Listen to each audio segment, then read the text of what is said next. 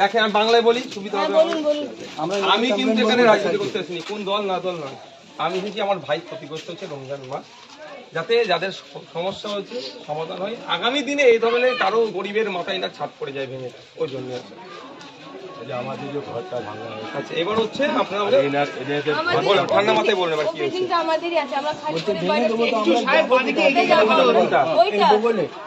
এর বগলে যে ওটা যে দাঁড়িয়ে আছে তো আমরা যাব কোথায় বলি না, ওই বিল্ডিং এ আপনার আছে, আমার আছে ঘর।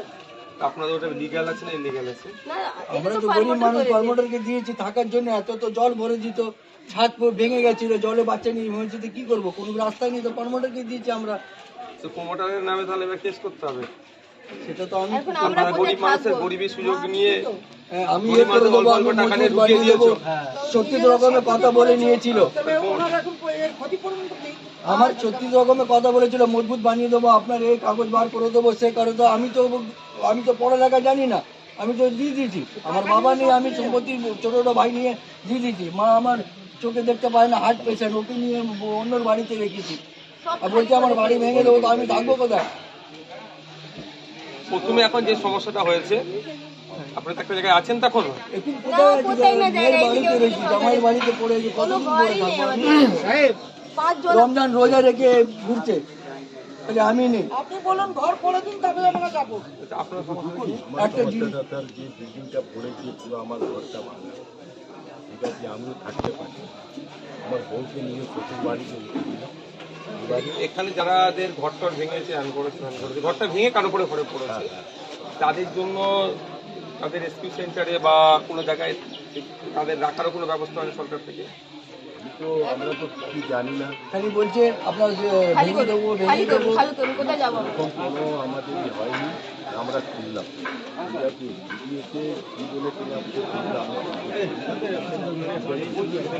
আপনারা কি করবেন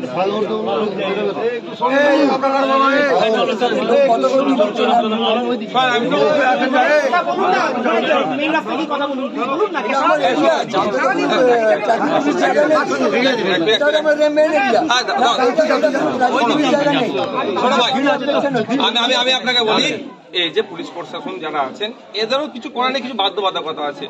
আমরা অনেক সময় রাগ দেখাই, কিন্তু এটা সে শাকের করা দুবাই পক্ষে।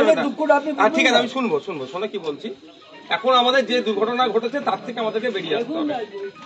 প্রথম কাজ আমাদের হবে, যে দুর্ঘটনা ঘটেছে তার থেকে বেরিয়ে আসতে হবে। যারা মারা গিয়েছে তাদের আত্মার শান্তি কামনা যেমন করবো, যারা অসুস্থ আছে সুস্থতা, এবং যারা ক্ষতিগ্রস্ত হচ্ছে এটা থেকে তারা কিভাবে রিলিফ পায়, এইটা আমাদের দেখার বিষয়। এটা এখানে রাজনীতির কিচ্ছু দরকার নেই, আমাদের এই জায়গাটা আমাদেরকে থাকতে হবে। যারা ক্ষতিগ্রস্ত হয়েছে ক্ষতিটা পূরণ কিভাবে পাবে, এটা সরকারকে দেখতে হবে। আমি কোনো পার্টিকে দেখতে বলবো না। সরকার আছে পৌরসভার আন্ডারে, কেএমসি পরিচালিত এটা, তো কেএমসির আন্ডারে যদি এরকম ইলিগাল বাড়ি বানিয়েছে, সেখানে আমাকে ঢুকিয়েছে, তা কেএমসি দায়ভার নিতে হবে। কোন পার্টি কেএমসি চালাচ্ছে আমার দেখার দরকার নেই, কোনো রাজনীতির কথা এখানে নয়। ঠিক আছে, এবার হচ্ছে প্রথম কথা হচ্ছে আমাদেরকে এটা রেস্কিউ হচ্ছে, এখানে পরিষ্কার পরিচ্ছন্ন হচ্ছে, পরিষ্কার পরিচ্ছন্ন হচ্ছে। সাথে সাথে যারা ক্ষতিগ্রস্ত হচ্ছে, আমি আজকেই কথা বলবো দায়িত্বশীল যারা আছেন তাদের সাথে, যারা ওখানে ক্ষতিগ্রস্ত হচ্ছে তাদের বিষয়ে কি সরকার চিন্তা ভাবনা করছে।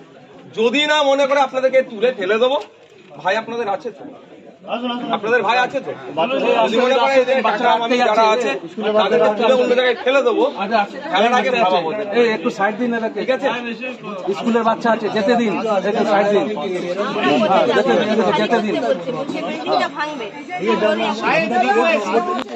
আমার দরকার ছিল আমি